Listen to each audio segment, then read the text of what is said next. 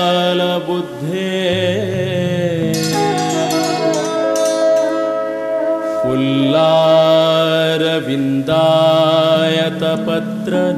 पुल्लारविन्दायतपत्रनेत्र येन त्वया भारततैलपूर्णा प्रज्वालितो ज्ञानमयप्रदीपः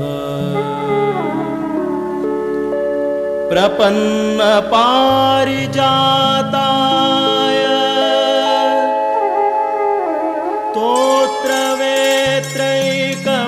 स्तोत्रवेत्रैकपाणये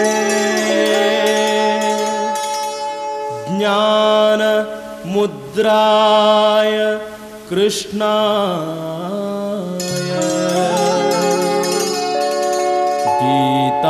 गीतामृतदुहे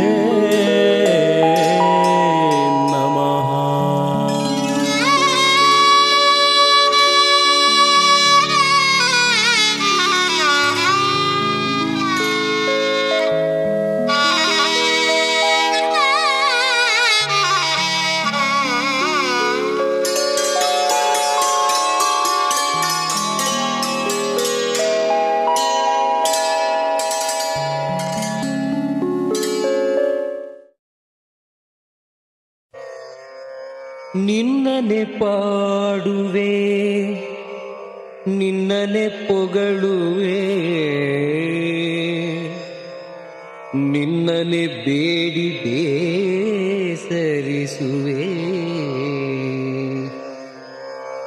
ನಿನ್ನ ಕಾಲನು ಪಿಡಿವೆ ನಿನ್ನ ಹಾರೈಸುವೆ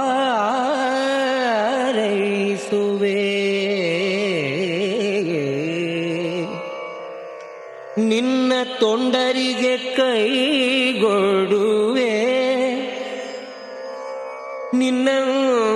ನಿನ್ನಂತೆ ಸಾಕಬಲ್ಲ ದೇವರಿನ್ನುಂಟೆ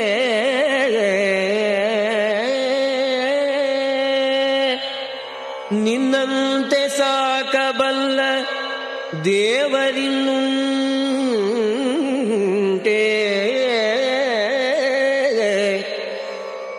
ಘನ್ನ ಪುರಂದರ ವಿಠಲ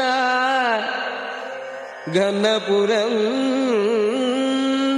ವಿಠಲ ದೇವರ ದೇವ ದೇವರ ದೇವ ದೇವರ ದೇವ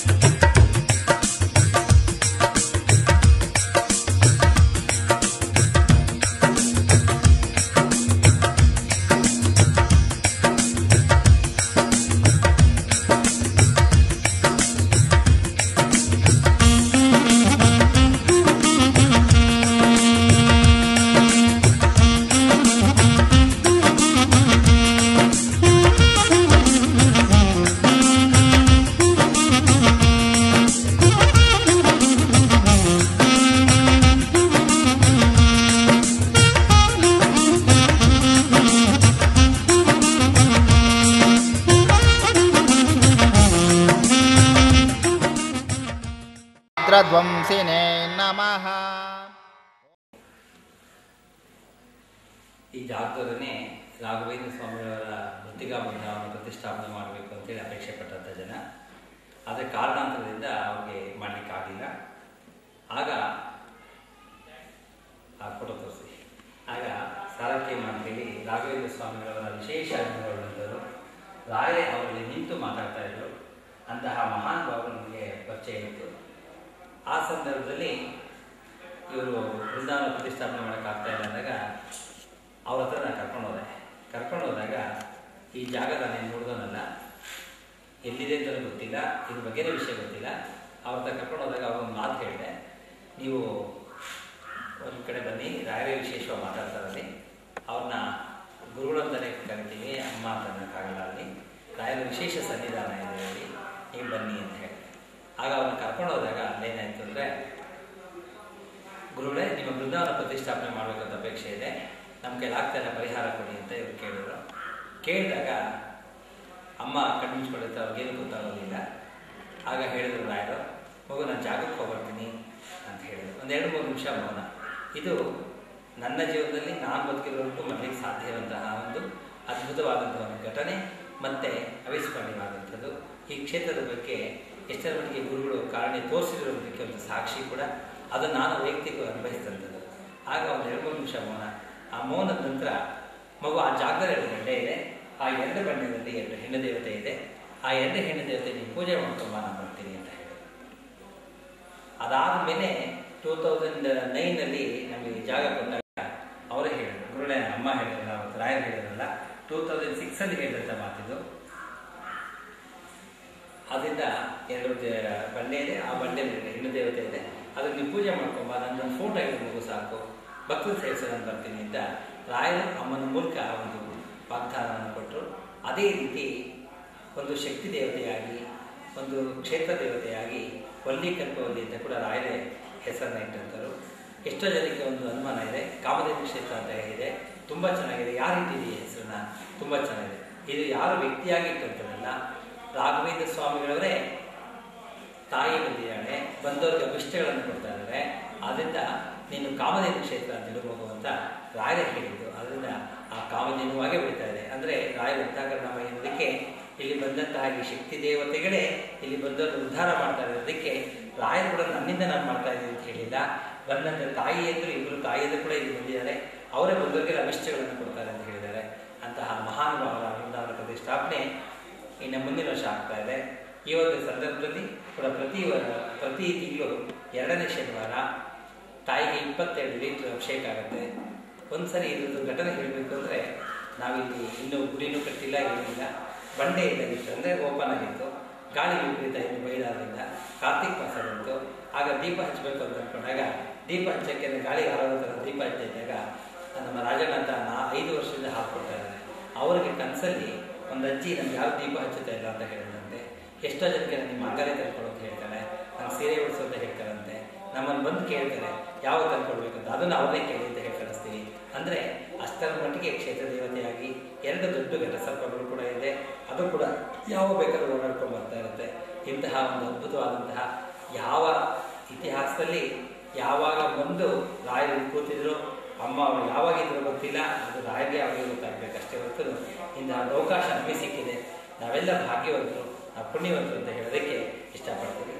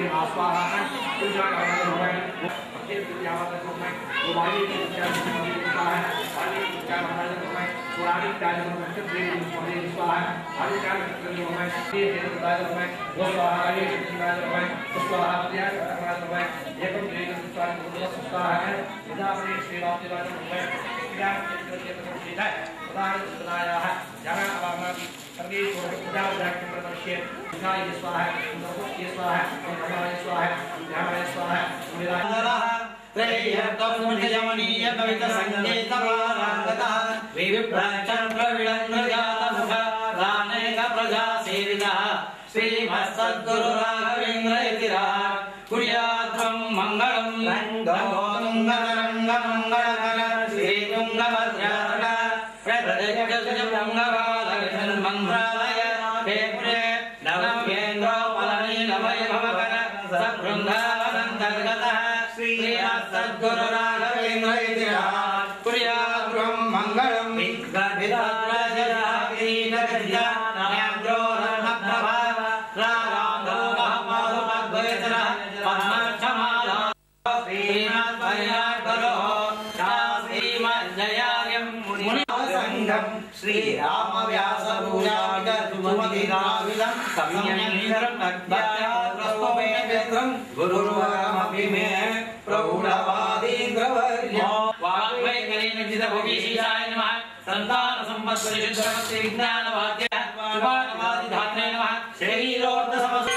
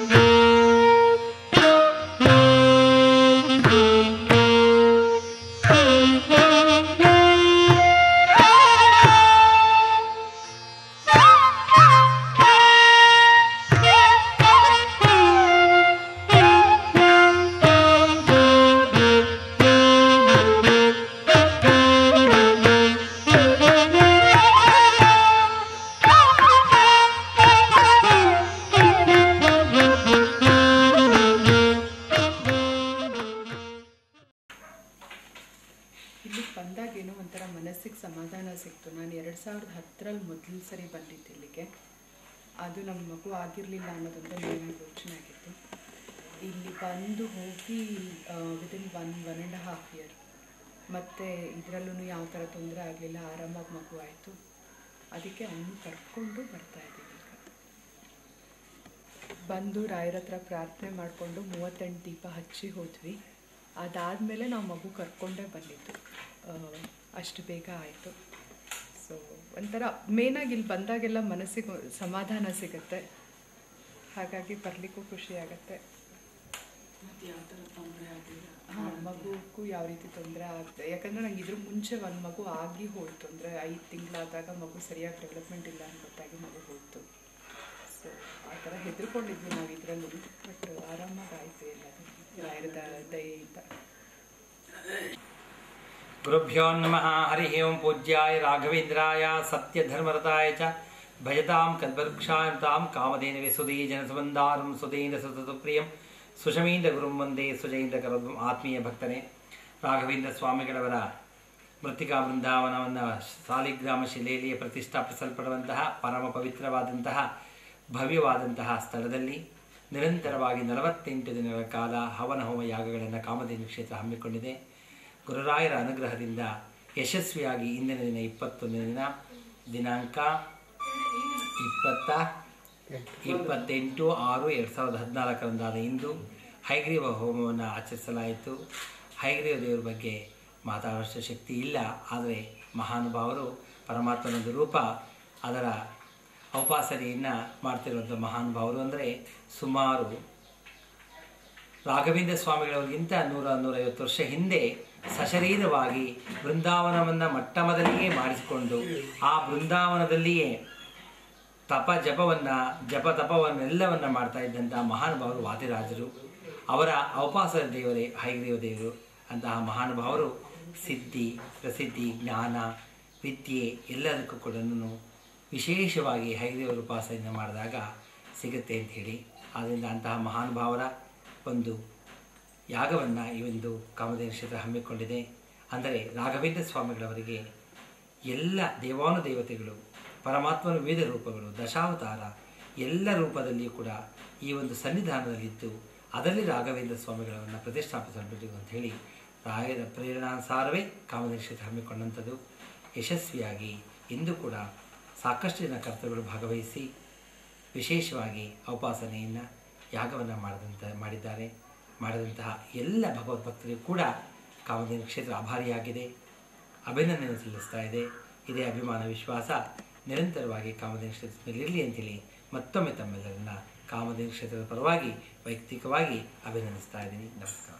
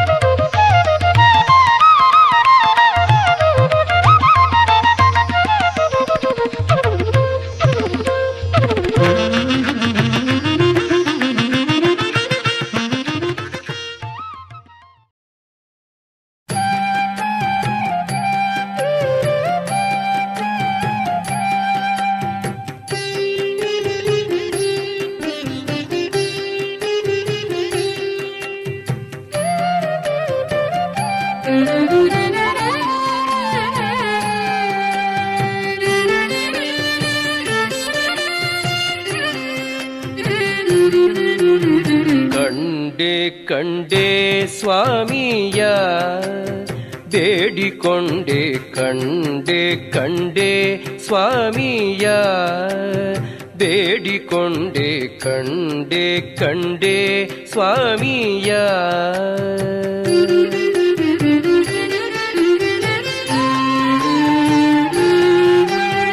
ಕಂಡೆ ತಿರುಪತಿ ವೆಂಕಟೇಶನ ಕಾರಣಾತ್ಮಕ ಸಾರ್ವಭೌಮನ ಕಾಮಿತಾರ್ಥಗಳೀವ ದೇವನ ಕರುಣ ನಿಧಿಯೆಂದೆನಿಸಿ ಮೆರೆವನ ಕಂಡೆ ಕಂಡೆ ಸ್ವಾಮಿಯ ಬೇಡಿಕೊಂಡೆ ಕಂಡೆ ಕಂಡೆ ಸ್ವಾಮಿಯ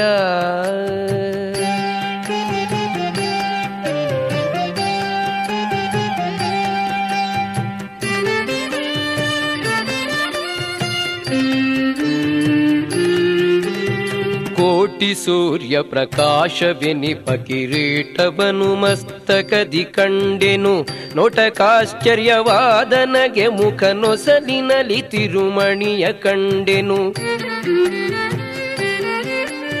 ಸಾಟಿಗಿಲ್ಲದೆ ಚತುರಗಸ್ತದಿ ಶಂಖ ಚಕ್ರ ಗದಾಬ್ಜ ಕಂಡೆನು ಬುಟಕದ ಮಾತಲ್ಲ ಕಾಣಿರೋ ಊರಿ ದೈವರ ಗಂಡನಂಕ್ರಿಯ ಕಂಡೆ ಕಂಡೆ ಸ್ವಾಮಿಯ ಬೇಡಿಕೊಂಡೆ ಕಂಡೆ ಕಂಡೆ ಸ್ವಾಮಿಯ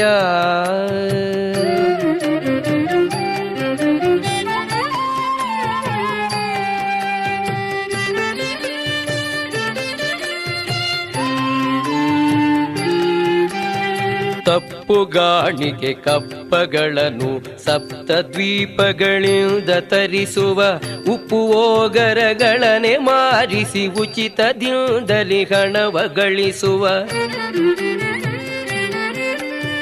20 ದುಡ್ಡಿಗೆ ಸೇರು ತೀರ್ಥವ ಒಪ್ಪದಲ್ಲಿ ಕ್ರಯ ಮಾಡಿ ಕೊಡಿಸುವ ಸರ್ಪಶಯನನ ಸಾರ್ವಭೌಮನ ಅಪ್ಪ ವೆಂಕಟರಮಣನಂಕ್ರಿಯ ಕಂಡೆ ಕಂಡೆ ಸ್ವಾಮಿಯ ಬೇಡಿಕೊಂಡೆ ಕಂಡೆ ಕಂಡೆ ಸ್ವಾಮಿಯ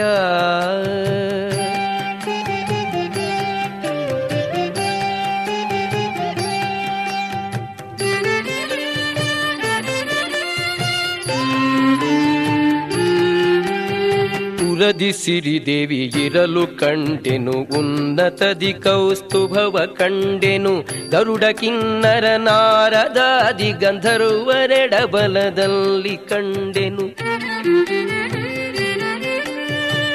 ತೆರದಿ ಭಕ್ತರಿಗೆ ವರಗಳ ಕರೆದು ಕೊಡುವುದ ನಾನು ಕಂಡೆನು ಶರಧಿ ಶಯನನ ಸಾರ್ವಭೌಮನ ವರದ ಪುರಂದರ ವಿಠಲನಂಕ್ರಿಯ ಕಂಡೆ ಕಂಡೆ ಸ್ವಾಮಿಯ ಬೇಡಿಕೊಂಡೆ ಕಂಡೆ ಕಂಡೆ ಸ್ವಾಮಿಯ ಬೇಡಿಕೊಂಡೆ ಕಂಡೆ ಕಂಡೆ ಸ್ವಾಮಿಯ